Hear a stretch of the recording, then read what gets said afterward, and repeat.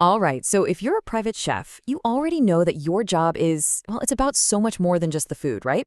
It's about trust, it's about professionalism. But how do you protect your business from one of the biggest risks out there?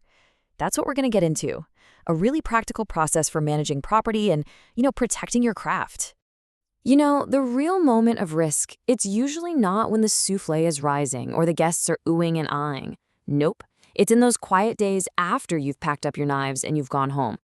So let's just ask the big question. The one that I'm sure every chef has thought about at some point. What's the single biggest risk you face after you've pulled off a totally flawless event?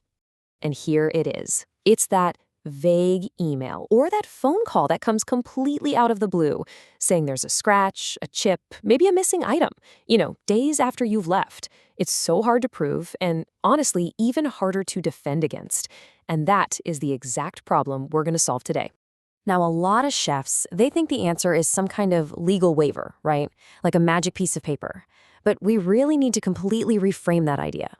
Your form, whatever you're using, it isn't a shield. It's an evidence recording tool. And that distinction, it's absolutely everything. So have a look at this. It really shows that shift in thinking. We're moving away from this idea of a legal shield that just gives you total immunity. I mean, let's be real, that's not how it works, especially under UK law. Instead, what we're embracing is an evidence record, something that's built on fairness and a joint inspection, the kind of thing that actually reduces disputes before they even have a chance to start. So the crucial point here is this. Your paperwork, it's a real-time record. It's there to document the condition of the place when you arrive and again when you leave. It is absolutely 100% not a license to be careless. Think of it as a tool that just supports your professionalism.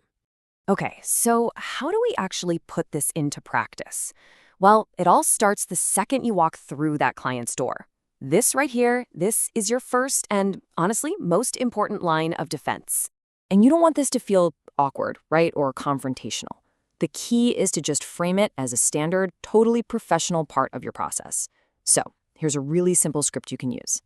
See how calm and routine that sounds? You're not pointing fingers, you're not accusing anyone of anything, you're just being diligent, you're making sure that the baseline is set and it's clear for everyone's peace of mind.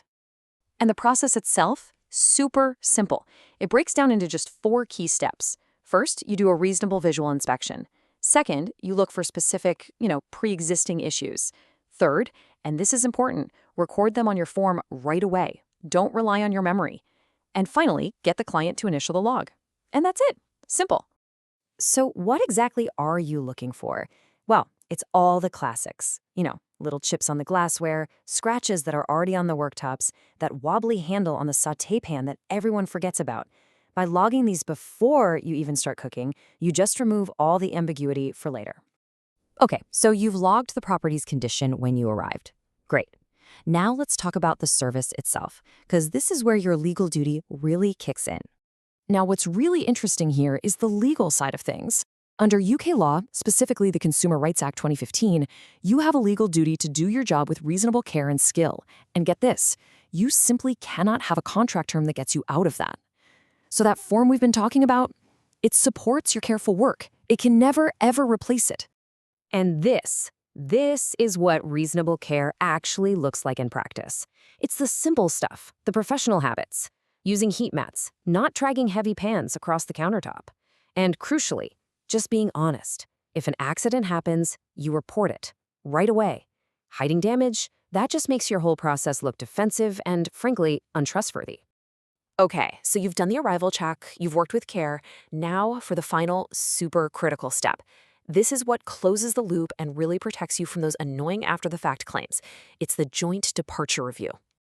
And just like when you arrived, having a little script ready makes this a smooth, professional, and totally non-confrontational part of wrapping up your service.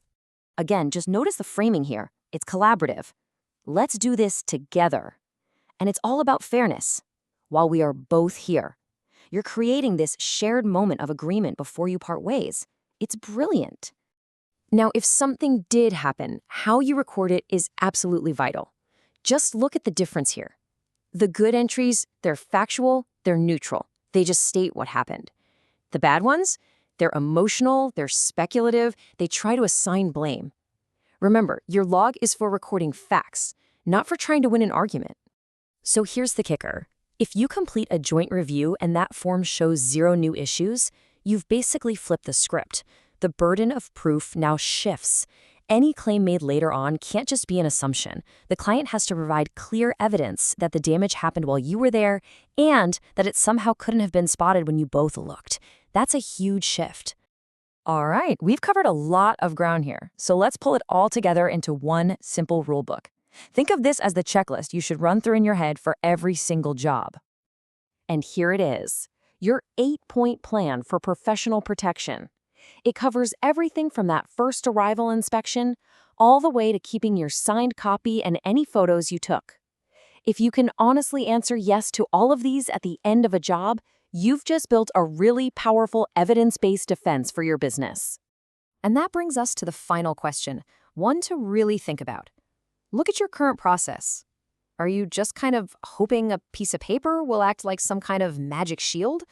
Or are you actively using a live inspection and recording process to create a fair, factual record? Because at the end of the day, this isn't about distrusting the client. It's about protecting everyone. A process that's built on fairness, on joint review, on real-time recording, that's what stops tiny misunderstandings from blowing up into big disputes. And that's your real protection.